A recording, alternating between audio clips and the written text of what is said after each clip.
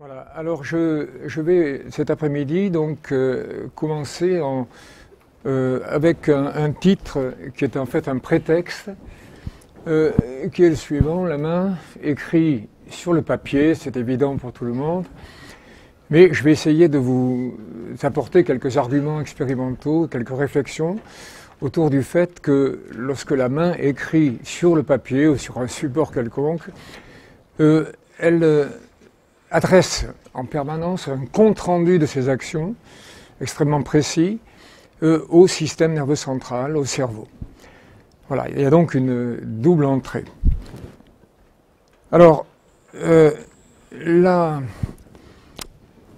écrire, comme vous le savez, est une activité extrêmement complexe, qui est une activité de type symbolique, hein, c'est une activité symbolique qui est basée sur un code qui est complètement arbitraire, hein, en fonction des différentes langues, et tout ça est hautement structuré. C'est une de nos habiletés motrices parmi les plus complexes et les plus rapides de notre répertoire moteur. Et l'exécution de l'écriture est aussi à l'origine, c'est là-dessus que je vais m'appuyer, d'informations qu'on appelle des informations cognitives, qui, au cours des apprentissages linguistiques, vont s'intégrer aux données qui sont issues de l'apprentissage du langage et de la lecture. Donc ces trois activités sont, comme vous le savez bien, en tant que rééducateur, très connexes. Alors, la main est en fait, bien entendu, un système moteur d'une extrême complexité, avec plusieurs dizaines de muscles, mais la main est portée par un corps qui va adopter ce qu'on appelle la posture du scripteur, hein, donc qui est pas rien. Donc le programme moteur d'écriture comprend d'une part un programme postural qui concerne le corps entier, et un programme moteur qui est spécifique à l'écriture, et généralement on écrit avec la main. Donc ce sont des commandes motrices qui sont adressées à ces différents muscles. Les commandes motrices sont extrêmement compliquées parce qu'il s'agit d'activer ou de coactiver quelques dizaines de muscles avec une précision et une force très précise qui va s'exprimer à la pointe du stylo. Donc il s'agira de tracer des caractères, c'est-à-dire en fait de tracer une trajectoire avec ses caractéristiques, mais aussi de contrôler avec précision la force avec laquelle on appuie finalement sur le papier. Alors, en même temps que la main écrit et qu'elle est un effecteur compliqué, elle est aussi un organe d'essence à part entière. Tout le monde le sait. Notamment, la main est équipée d'un très grand nombre de mécanocapteurs, c'est-à-dire des récepteurs sensoriels divers, qui sont en fait sensibles aux déformations courantes de la main lorsqu'elle écrit. Alors, cet ensemble d'informations issues de la main donne naissance à ce qu'on appelle un feedback sensoriel. C'est le compte-rendu que j'évoquais il y a quelques instants. Alors, ce compte-rendu a une origine double, au moins double, c'est-à-dire musculaire, puisque nos muscles sont à la fois des moteurs et des organes d'essence, et d'origine tactile, notamment à partir des récepteurs de pression. Alors, dans un premier temps, je vais vous dire quelques mots rapidement de la programmation de l'action d'écriture. Alors, notamment, et j'ai intitulé cette partie « La main écrit sur le papier », et donc de l'écorce cérébrale jusqu'à la pointe du stylo. Alors, comme vous le savez, aucun d'entre nous n'écrit de la même façon. Et pratiquement aucun être humain, dans une même culture, n'écrit de la même façon.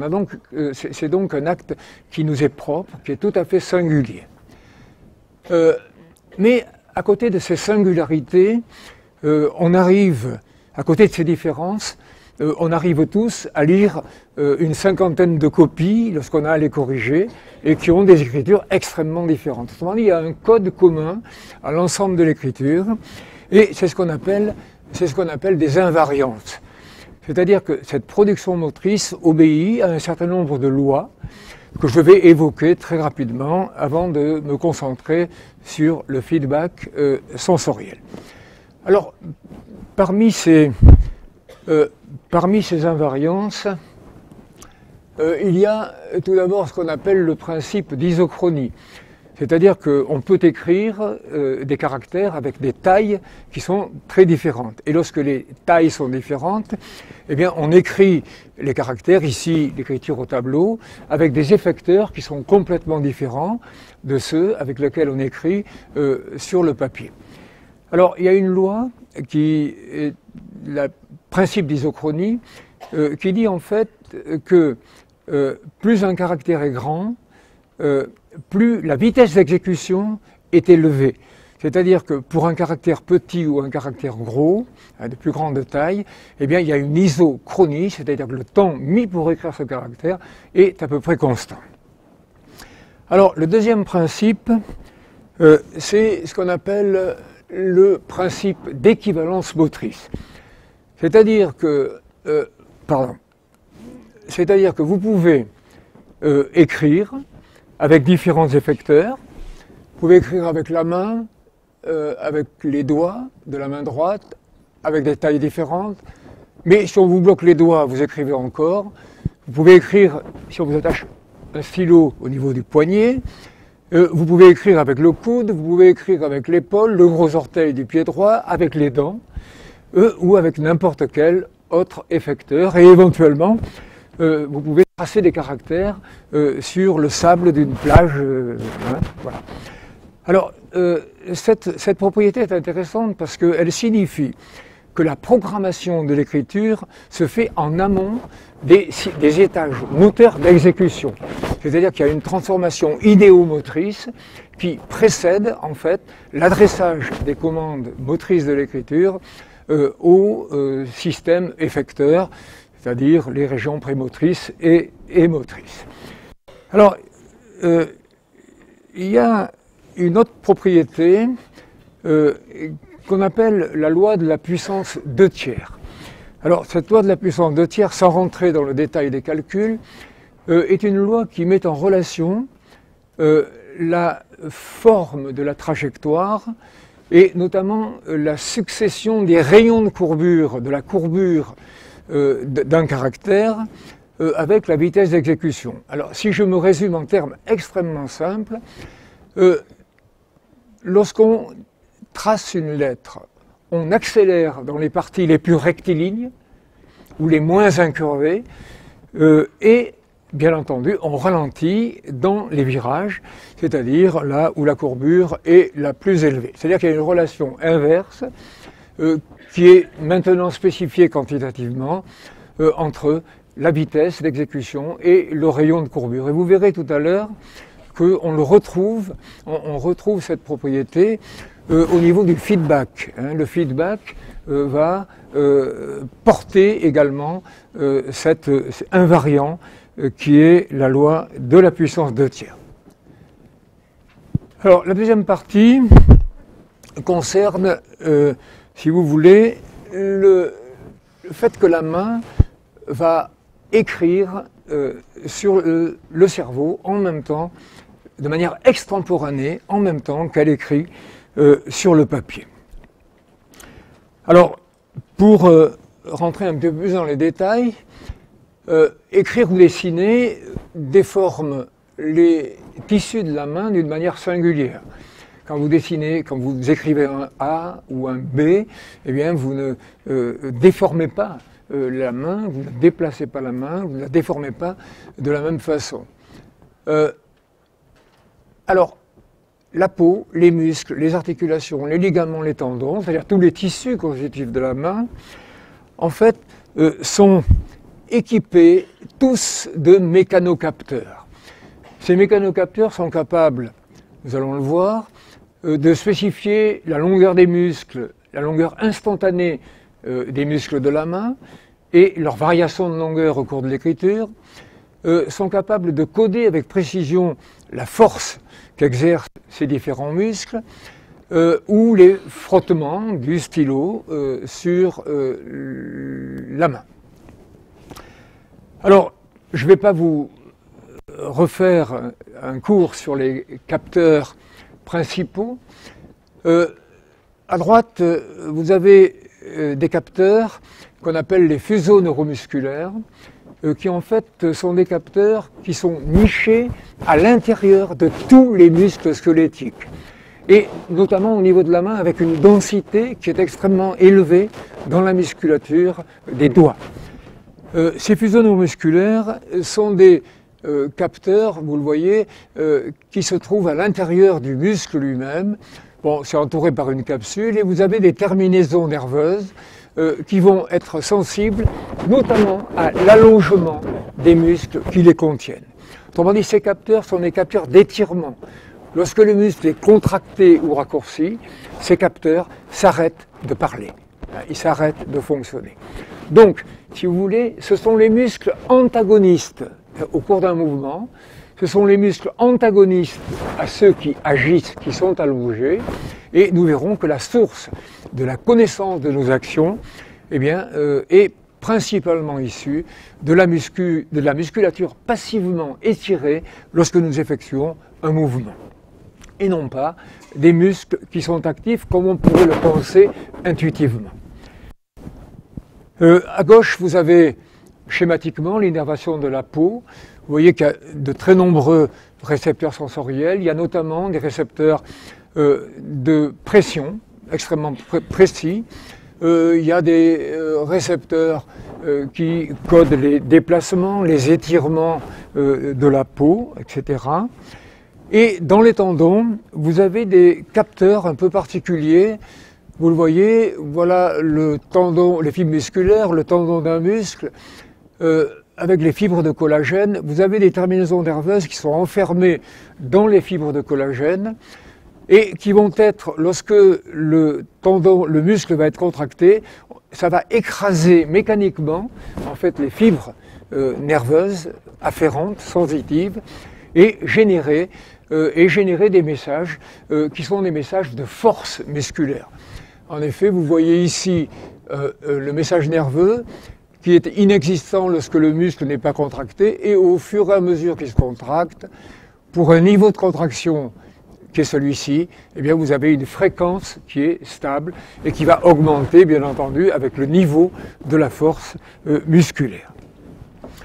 Donc tout un tas de mécanocapteurs, une mécanosensibilité qui en fait innervent pratiquement tous les tissus corporels.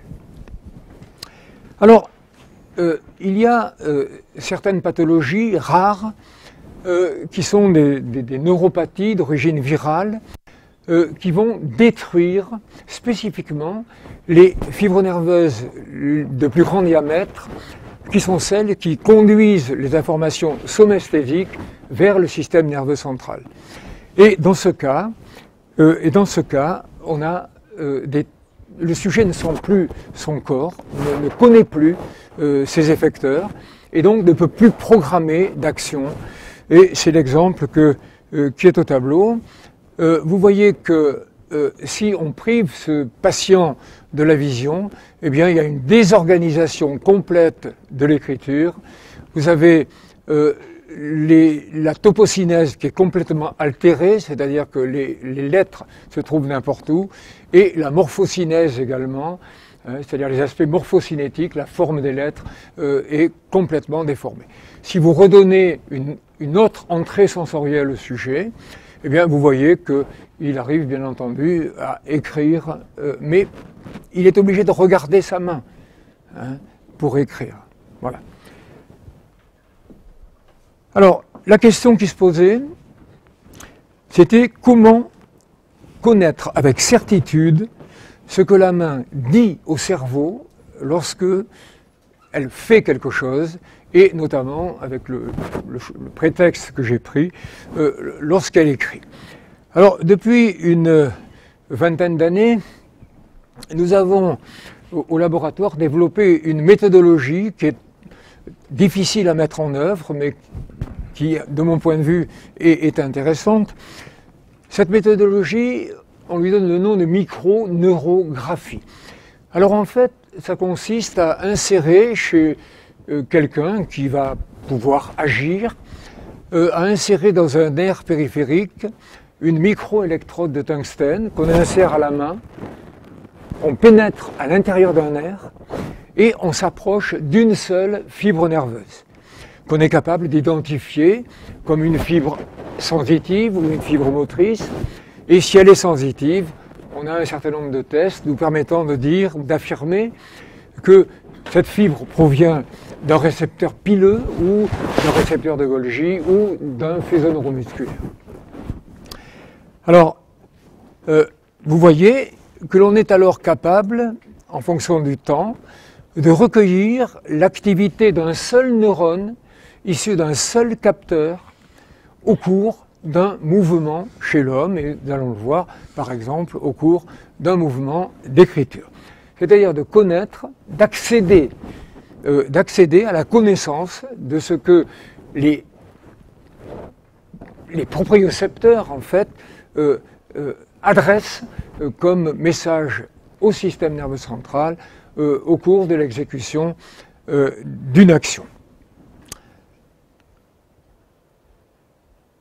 Alors, vous voyez dessiner une trajectoire particulière qui est le A, et vous voyez qu'on a pu enregistrer au cours de l'écriture, ici du symbole qui est le symbole A, en fonction du temps, le message qui est adressé au système nerveux central.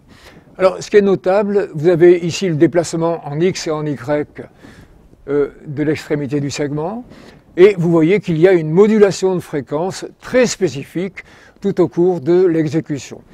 On a transformé ici la modulation de fréquence, pour que ça soit plus simple à lire, en modulation d'amplitude. Alors, une propriété tout à fait intéressante est la suivante. Si vous effectuez un mouvement avec le pied ici, dans une direction donnée, celle-là, vous voyez qu'il existe pour piloter le pied un certain nombre de muscles principaux, le jambier antérieur, l'extenseur commun, le péroné latéral, bon bref, tous les muscles qui entourent et qui agissent la cheville. Eh bien, chaque muscle a ce qu'on appelle une direction sensorielle préférée. C'est-à-dire que chaque muscle va délivrer un message important lorsque la direction instantanée du mouvement va l'allonger. Et chaque muscle, bien entendu, est allongé pour des directions, vous le voyez, qui sont des directions différentes. Et lorsqu'on effectue un mouvement, comme celui que je viens de vous indiquer, eh bien, on peut mesurer les flux proprioceptifs issus de chacun des muscles au cours de ce mouvement. Alors, vous voyez ici que pour un mouvement dans cette direction, certains muscles délivrent des flux importants parce qu'ils sont étirés par ce mouvement, et d'autres délivrent rien ou des flux proprioceptifs qui sont de moindre importance. Alors, si on représente sous la forme de vecteurs, vous le voyez, le flux sensoriel issu de chaque muscle, vous voyez que ces vecteurs sont alignés sur la direction sensorielle préférée et leur longueur est proportionnelle à la vitesse avec laquelle on exécute un mouvement. Eh bien, vous voyez que si on fait la somme de tous ces vecteurs, une opération que fait sûrement le système nerveux central, eh bien, on tombe sur un vecteur somme qui est parfaitement aligné directionnellement sur la direction du mouvement et dont le module, l'amplitude, est en fait proportionnel à la vitesse d'exécution de ce mouvement. Alors, je vais essayer de vous montrer si ça marche. Voilà. Je ne sais pas si ça va marcher. Hein. Bon, ça ne marche pas. Bon, c'est pas très grave. J'aurais voulu vous montrer l'évolution de ces vecteurs au cours du traçage d'une lettre. Et en fait, on voit évoluer en amplitude et en direction tous ces vecteurs. C'est-à-dire qu'en fait, comme la direction du mouvement pendant l'écriture change en permanence et que la vitesse d'exécution obéit à la loi de la puissance 2 tiers, vous voyez ces vecteurs évoluer tout au long du traçage de cette lettre. Je passe au dessin, très proche de l'écriture. Ici, le dessin d'un carré. Donc, on demande au sujet, ou on impose à un effecteur une trajectoire qui va être de forme, qui aura la forme d'un carré. Eh bien, au cours de ce pseudo-dessin, eh bien, on est capable aussi d'enregistrer, vous le voyez, en X et en Y la trajectoire, et de trouver un message tout à fait spécifique. Et notamment, vous voyez que c'est lorsque le muscle est allongé que la fréquence de décharge du fuseau neuromusculaire augmente de la manière la plus importante. Alors, regardez, ici on a représenté tous les muscles qui entourent la cheville, et vous allez voir évoluer les flux proprioceptifs à partir de chacun de ces muscles pour le traçage successif des 4 côtés du carré.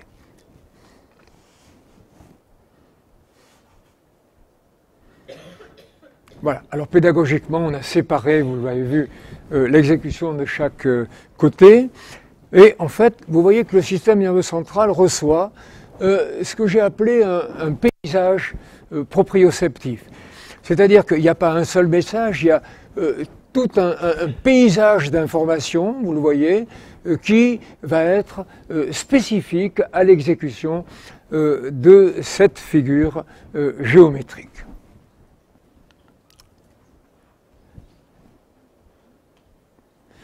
C'est un peu long, voilà. Alors voilà le même paysage sensoriel représenté avec les véritables potentiels d'action. Vous voyez qu'on a pu enregistrer à partir de tous ces muscles eh bien, les messages qui accompagnent l'exécution de cette lettre particulière qui est la lettre A. Donc voilà ce que le système nerveux central reçoit lorsque vous écrivez un A. Attention, à partir de quelques neurones sensoriels. Il ne faut jamais oublier qu'il y a plusieurs centaines de capteurs dans un muscle. Donc le paysage est en fait beaucoup plus compliqué que ça. Alors, ce qui est intéressant, c'est que si vous transformez les potentiels d'action, vous le voyez, en petites barres verticales, noires, eh bien, c'est-à-dire en fait que vous fabriquez un code barre. Hein. En fait, c'est un code barre nerveux. Vous voyez que ce muscle-là émet une signature sensorielle au cours de cette exécution qui est spécifiée par un code barre particulier. L'autre muscle, un autre code barre. Ils sont différents. Vous voyez? Voilà. Alors, ce qui m'amène, c'est un peu long, ce qui m'amène à vous dire que chacune de nos productions motrices envoie vers le système nerveux central une signature neurosensorielle, proprioceptive, qui lui est propre. Regardez, l'exécution du A donne cette signature. L'exécution du mot court in, une signature différente. Du L, elle est encore différente, et ainsi en va-t-il pour l'exécution de différents chiffres. Autrement dit, chaque acte moteur est spécifié sensoriellement hein, par une signature qui est adressée au système nerveux central.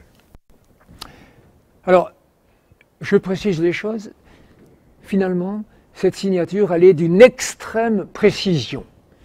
Et une précision qui a été insoupçonnée pendant très longtemps. Regardez les 2 images du haut. Vous avez 2 lettres, le B et le L, qui diffèrent uniquement par l'exécution de la petite barre du B. Et visuellement, c'est comme ça que vous distinguez ces deux caractères. Eh bien, regardons au plan proprioceptif. Eh bien, vous enregistrez le message, la signature sensorielle du B, et vous voyez que l'exécution de cette toute petite barre donne naissance à une série de potentiels d'action, ici en rouge, absente lorsque vous exécutez la lettre L. Deux autres lettres, le M et le N, 3 pattes, 2 pattes, eh bien, vous voyez que la troisième patte du M est parfaitement spécifiée dans la signature sensorielle et absente pour l'exécution de la lettre N. Donc, je veux simplement souligner que la sensibilité de nos muscles, curieusement, qui sont des effecteurs puissants, eh bien, cette sensibilité est d'une précision insoupçonnée, d'une précision extrême, qui est aussi importante que celle, finalement, de la vision. Et le système nerveux central sait parfaitement distinguer l'exécution d'un B de l'exécution d'un L sur une base purement proprioceptive musculaire. C'est-à-dire que ce sont des organes des sens d'une extrême finesse. Alors, je vais, si ça marche, je vais vous faire écouter le message in vivo, c'est-à-dire ce que l'expérimentateur reçoit au cours d'une expérience quand il a une microélectrode dans une fibre sensitive proprioceptive et qu'on demande au sujet d'exécuter la lettre M. Alors, vous écoutez, vous regardez en même temps.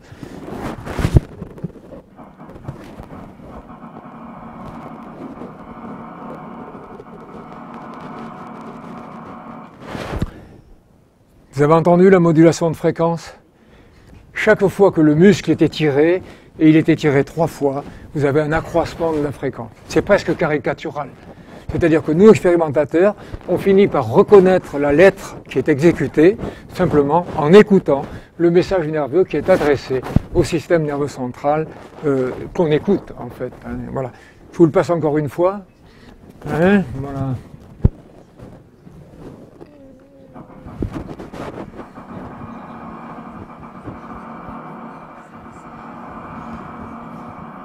Voilà. Alors si je vous avais présenté, bon, je ne vais pas le faire aujourd'hui, la signature sensorielle d'exécution du chiffre 8, vous seriez aperçu qu'elle est totalement différente de celle-là. Alors, juste un petit mot, les récepteurs de la peau sont aussi capables de coder la trajectoire d'un mouvement. Alors regardez et comparez les signatures sensorielles d'un récepteur proprioceptif. Je viens de vous le montrer au cours de l'exécution du mot court in, et vous voyez qu'un récepteur tactile de type adaptation lente, dans la peau qui couvre le même muscle, eh bien, est capable de donner une signature sensorielle qui est tout à fait proche de la signature musculaire. Alors en fait, j'aurais tendance à regrouper dans une même modalité proprioceptive la proprioception musculaire et la proprioception tactile. Alors, que deviennent ces messages au niveau du système nerveux central? Rapidement, chaque signature sensorielle est capable d'activer une signature perceptive. Alors, pour ce faire, nous avons utilisé un leurre expérimental qui est constitué par des vibrations mécaniques appliquées, des vibrations de faible amplitude appliquées au niveau des tendons musculaires. Alors, les vibrations ont la particularité d'activer les faisceaux neuromusculaires et de les activer, vous le voyez, à chaque cycle de la stimulation. Si la stimulation a une fréquence de 20 Hz, vous avez 20 potentiels d'action. Si elle est de 80, vous en avez 80. Et si vous vibrez à 100 Hz, donc il y a une linéarité entre la fréquence de la vibration tendineuse et la fréquence de d'émission des propriocepteurs. Donc on a maintenant un moyen expérimental pour activer la proprioception. C'est-à-dire que normalement, pour l'activer, il faut bouger. Et bien là, on peut l'activer expérimentalement, simplement en appliquant des vibrateurs sur les tendons des muscles pour activer les propriocepteurs. Alors, lorsque on applique une vibration, par exemple ici, au niveau du biceps brachial, eh bien le sujet dont l'avant-bras ne bouge pas rapporte qu'il sent son bras se déplacer dans le sens de l'extension. C'est-à-dire que nous avons manipulé la proprioception par vibration, celle du biceps, et le sujet sent une sensation d'extension. Le biceps est en fait le muscle allongé au cours du mouvement d'extension de l'avant-bras.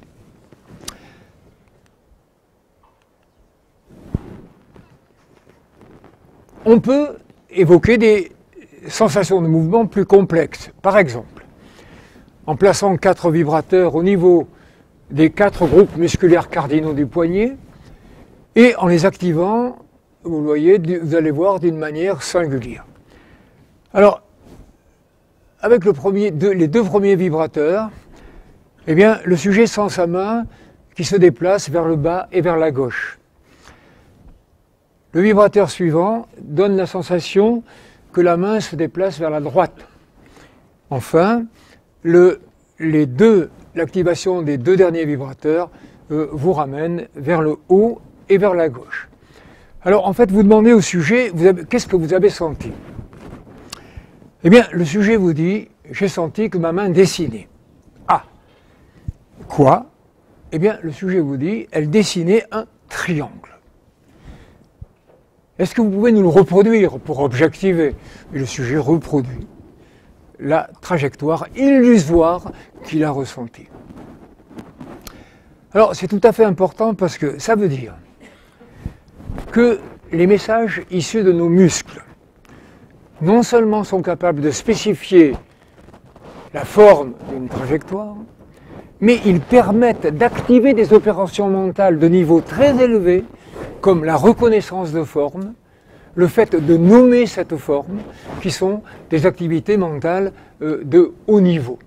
Donc vous voyez que la proprioception donne naissance, en fait, la sensibilité de nos muscles, eh bien, donne naissance à des informations qu'on range aujourd'hui dans la catégorie des événements de nature cognitive. Alors, sur la base des propriétés que l'on connaît des propriocepteurs, on a développé un modèle, je ne vais pas vous raconter ce modèle, mais qui nous permet de calculer les patterns de vibration que nous aurons à appliquer sur différents tendons pour donner à un sujet la sensation d'une trajectoire particulière. Donc, connaissant la trajectoire, à chaque instant, on va décomposer cette trajectoire en une série de vecteurs et, comme vous le voyez, en différents points de la trajectoire, et on obtient le patron de vibration à appliquer pour que le sujet, éventuellement, ressente l'illusion que sa main, qui ne bouge pas, est en train de tracer la lettre A.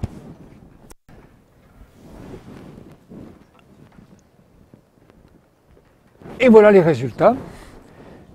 En appliquant différents patrons de vibration, vous voyez que ça c'est le modèle. Et voilà toutes les sensations que tous les sujets ont ressenties. Vous voyez qu'en fait, tout le monde a été capable de ressentir cette trajectoire-là, de la reproduire et de l'identifier comme étant un A. C'est pareil pour le B, c'est pareil pour le 3. Vous voyez qu'il n'y a que des 6, il n'y a que des 8. Vous voyez des dessins géométriques avec des choses compliquées comme des spirales qui vont du centre à la périphérie ou de la périphérie jusqu'au centre, etc. Donc vous voyez qu'on est capable aujourd'hui de manipuler la connaissance des règles d'organisation des systèmes proprioceptifs et les instruments que nous avons à notre disposition pour manipuler cette proprioception nous permet d'évoquer chez un sujet dont la main ou dont le corps ne bouge pas n'importe quelle sensation de mouvement. Alors je crois que c'est l'image suivante. À propos de l'écriture, on connaît aujourd'hui les signatures sensorielles de toutes les lettres de l'alphabet. Vous voyez, il y a 4 groupes musculaires au niveau du poignet. Voilà les variations de fréquence à appliquer pour que le sujet ressente n'importe quelle lettre de l'alphabet. Alors on peut coupler 2 lettres, on peut en coupler 3, faire des mots illusoires, etc., etc. Ce qui pourrait être intéressant, à terme, si on arrive à en développer les instruments, pour l'apprentissage moteur en général et l'apprentissage de l'écriture en particulier. Alors, pour résumer cette partie-là, puis après j'ai bientôt fini, vous voyez que les messages proprioceptifs peuvent décrire avec une précision extrême les trajectoires que sont en train de dessiner la main. Mais que ces mêmes informations activent des opérations mentales de haut niveau, catégorisation, reconnaissance de forme, naming, c'est-à-dire le fait de les nommer, etc. Donc on est loin du réflexe myotatique. Hein? Voilà. Alors, je vais terminer par les résultats d'une petite expérience qu'on a faite relativement récemment. C'est-à-dire que dès l'instant où on est capable d'évoquer chez l'homme n'importe quelle image motrice avec des vibrations, vous savez qu'on est aussi capable d'évoquer des images motrices grâce à ce qu'on appelle l'imagination. Alors, le mouvement imaginé, c'est l'évocation volontaire d'une image consciente des sensations corporelles qui sont associées à l'exécution d'un mouvement sans qu'il y ait de sortie motrice explicite. On ne fait qu'imaginer, on ne fait pas. Hein. Et donc l'origine de cette image motrice est une origine cérébrale, centrale. Par ailleurs, le mouvement illusoire résulte de l'activation par vibration des fuseaux neuromusculaires et donc cette image a une origine corporelle. Elle dit au cerveau quel est l'état et quels sont les changements d'état du corps ou de l'effecteur qui est en train d'écrire, etc. Donc, elle renvoie au cerveau des informations sur ce qu'est la réalité de nous-mêmes à un instant donné. Et elle a une origine proprioceptive, notamment musculaire. Alors, on a essayé de faire interagir ces 2 images. Alors, la méthode est relativement simple, au moins en apparence. On peut évoquer par vibration on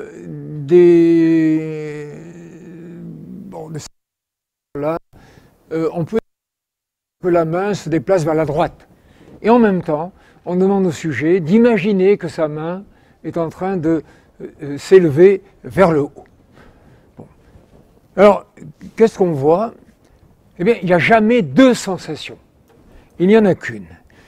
Et cette sensation, elle a, vous voyez, une direction qui est parfaitement intermédiaire par rapport à la direction des 2 sensations de mouvement évoquées indépendamment l'une de l'autre. Donc il y a une espèce de fusion des 2 images motrices qui se fait au niveau du cortex cérébral et qui, vous le voyez, a des caractéristiques tout à fait médianes par rapport aux 2 sensations initiales. Alors d'autres exemples, on peut faire un carré imaginé et évoquer un mouvement illusoire de carré avec ces 4 vibrateurs. et on peut combiner les deux. Donc, quand on les combine, on augmente la taille du carré. Il y a donc une additivité.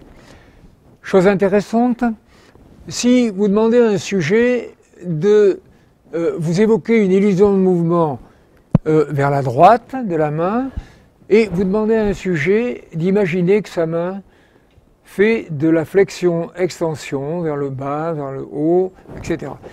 Eh bien, là aussi, il y a une fusion complète des deux sensations, et vous voyez que tous les sujets sentent que leur main est en train de dessiner une sinusoïde.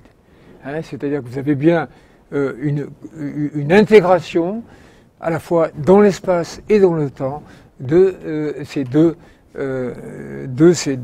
images motrices. Dernier exemple qui est tout à fait surprenant, au moins pour ceux qui ne sont pas ingénieurs. Cette fois-ci, on évoque une illusion de mouvement alternée d'abduction-adduction de la main, en même temps qu'on demande au sujet d'imaginer un mouvement à la même fréquence de flexion-extension. Et vous voyez, curieusement, nous avons été les premiers étonnés, tous les sujets ressentent que leur main est en train de dessiner un cercle. C'est un signe d'intégration complète de ces deux informations. Vous savez que pour fabriquer un cercle, il faut prendre deux sinusoïdes et les décaler de 90 degrés. Voilà.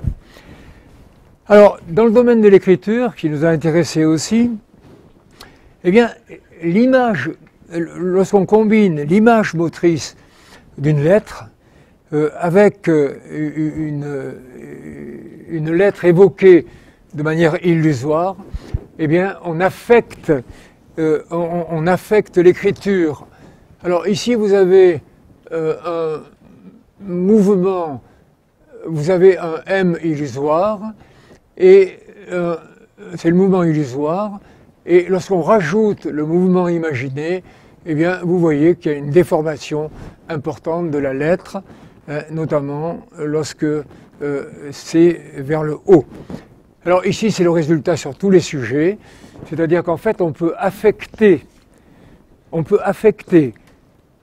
la connaissance et par suite l'exécution de l'écriture simplement par des processus mentaux de type imaginaire d'un certain point de vue. Hein.